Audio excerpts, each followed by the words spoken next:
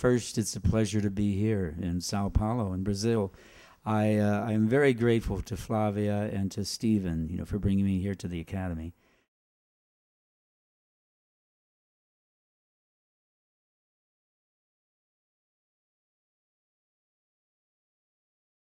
I've taught for 25 years at the University of Southern California. I was the director of the professional writing program there for those 25 years.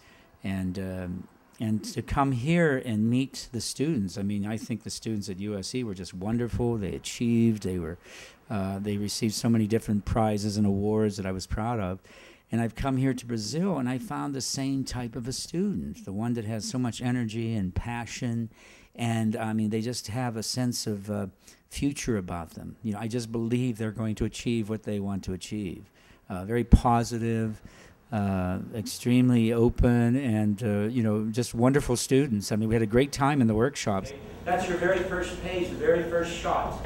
You establish where it's taking place, the setting, and then you establish the atmosphere of the place, and then you give a tone. Okay? This is all part of exposition. You're exposing forth in this first act, and then most importantly now, character. Então, a exposição tem essas duas coisas, o local e o personagem. You're exposing forth your character. All right? I'm very grateful. I'm glad to know that this academy exists, because based on the students that I've seen, they're going to give a lot of credibility to the Academy itself. I think they're going to do very well as filmmakers. And I just feel that of a generation, the new generation of filmmakers that I see going on in America, that the same is happening here. There's a concern about the world. They're very interested in craft, in art, and in mastering, whether it's the technical parts of filmmaking or whether it's the writer part of it or the director part of it. They truly have a sense of involvement, commitment. So this has been a wonderful experience for me. I can't say it any other way. You must have a clear situation.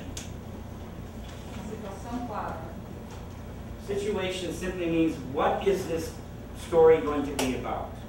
Hamlet comes home and he says to the audience, I think my uncle killed my father, and I'm going to show you.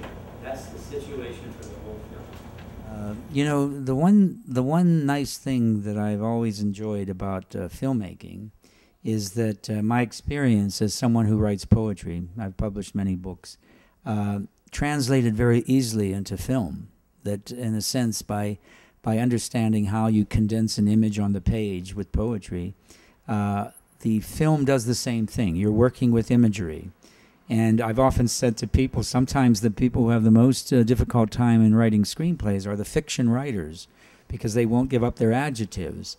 They want to do long descriptions, and a film script requires less than that. It requires a kind of crispness, a shorter description portion of the script that you're moving through quickly. There's a pacing that you get into the script with that I think poetry has allowed me to do, because it allowed me to bring metaphor into the descriptions, whether it's character description or just set descriptions or even the dialogue itself, what I was able to talk about. So for me, poetry was just a natural, as I said, transition into film because of the power of the image. And I can give you examples where we're in film, for example, The Godfather, when you have the horse's head on the bed, or when you hear Luca Brasi has just been killed, and they deliver the fish with the message that he sleeps with the fishes. This is all metaphor in a sense.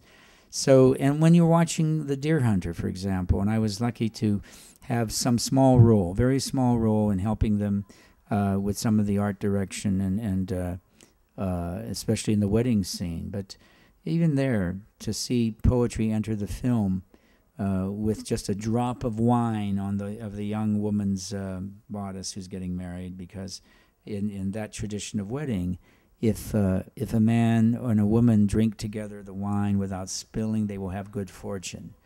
And in that one case, the camera moves in very closely as they finish the drinking, and everyone's applauding, thinking that it's been a great, they're going to have a great and successful marriage. The camera picks up the one spot that shows Stephen will come back without his legs. He will have bad fortune for their marriage.